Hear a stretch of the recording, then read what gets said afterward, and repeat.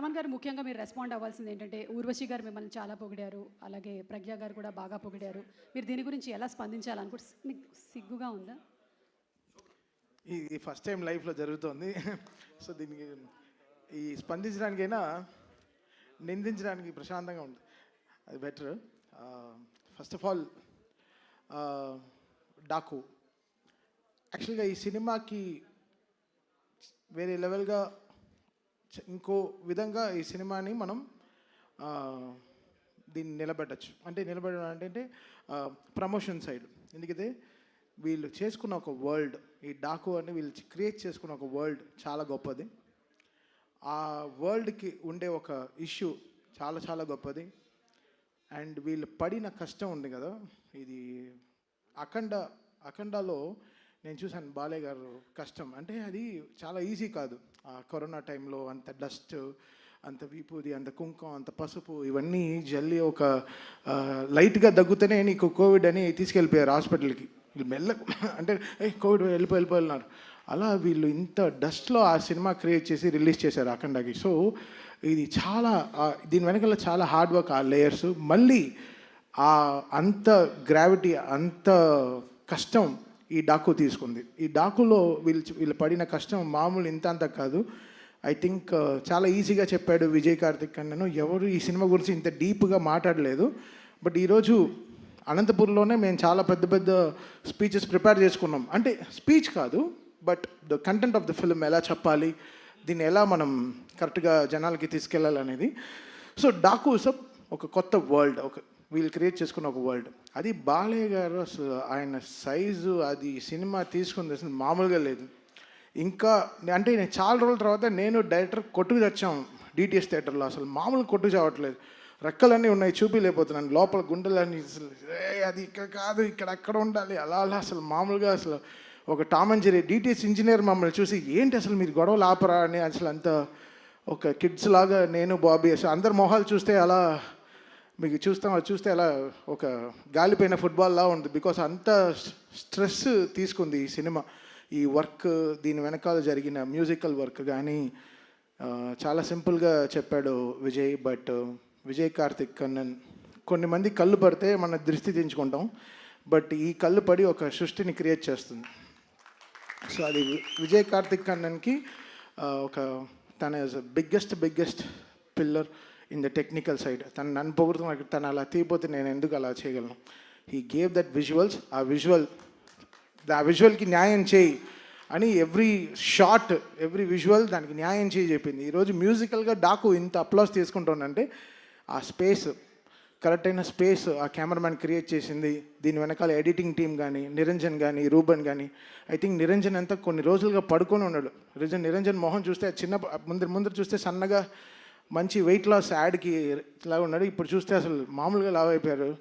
ఇది because of ఏదో తినడం కాదు, but it's the stress they took day and night. ఈ సినిమాని ఎడిటింగ్ ఎలా క్రిస్ప్గా జనాలకు ఎలా చూపించాలి, ఎలా తీసుకెళ్ళి ఈ సినిమాని ల్యాండ్ చేయాలి అనేది they took a great steps అండి.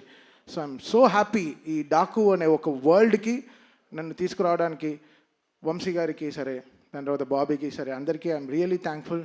అండ్ బాలయ్య గారు, ఆయన గురించి నేనేం చెప్పాలి.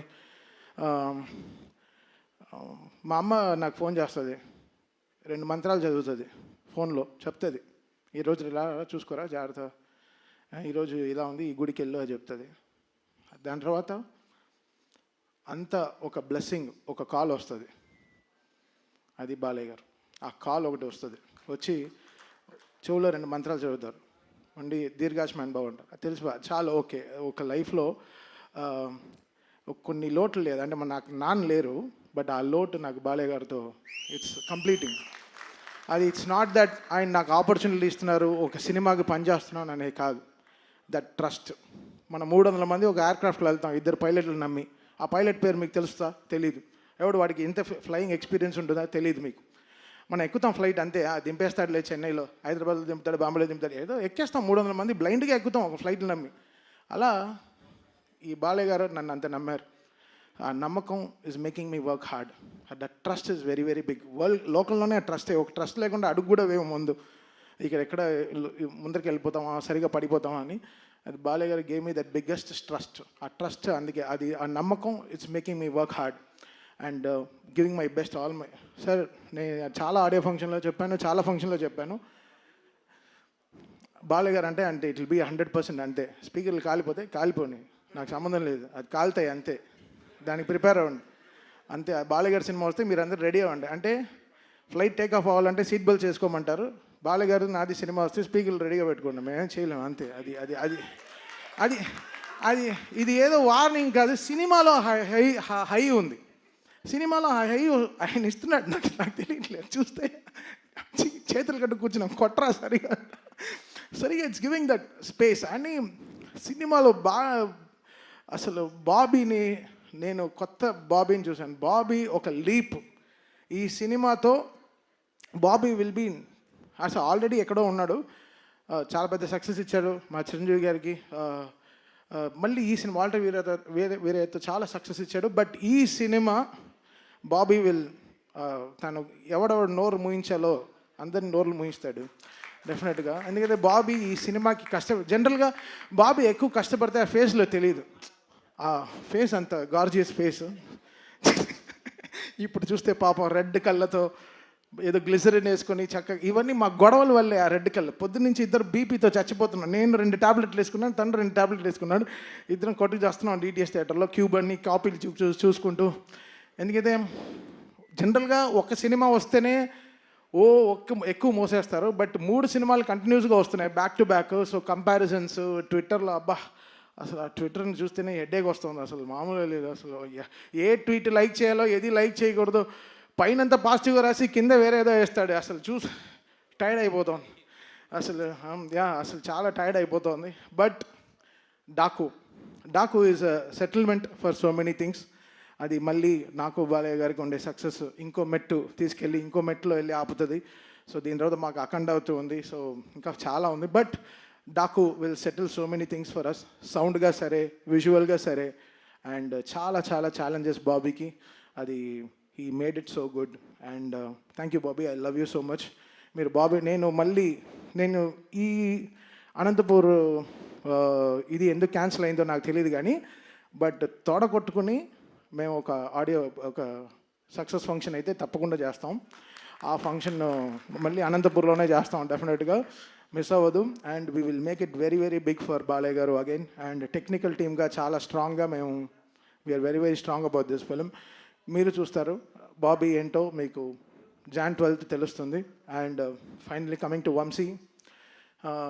వంశీ అంటేనే, వంశీ ఫోన్ వస్తేనే అది ఒక థ్రిల్లింగ్గా ఉంటుంది. ఎప్పుడో ఒక బ్రేకింగ్ న్యూస్ వస్తుంది, లేకపోతే ఒక షాకింగ్ న్యూస్ వస్తుంది, లేకపోతే ఏదో వస్తుంది, ఏదో ఒక బలం అని చెప్పొచ్చు. Vamsi stood up like a pillar.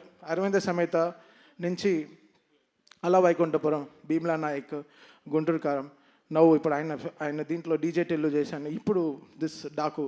Such a been a pillar in my entire career. Vamshi is such a great person. తను హీ గేవ్ చాలా సాలిడ్ సపోర్ట్ ఇచ్చాడు నా క్యారియర్కి.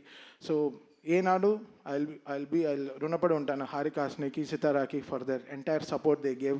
రాధాకృష్ణ గారు సరే, అండ్ మా సిస్టర్ కూడా is one of the producers Fortune 4లో, Sai Soujanya garu. So I thank my sister and Trivikram garu and Vamsi for this greatest support they always give. I think that is making me do the best music. వాళ్ళ support is very very important.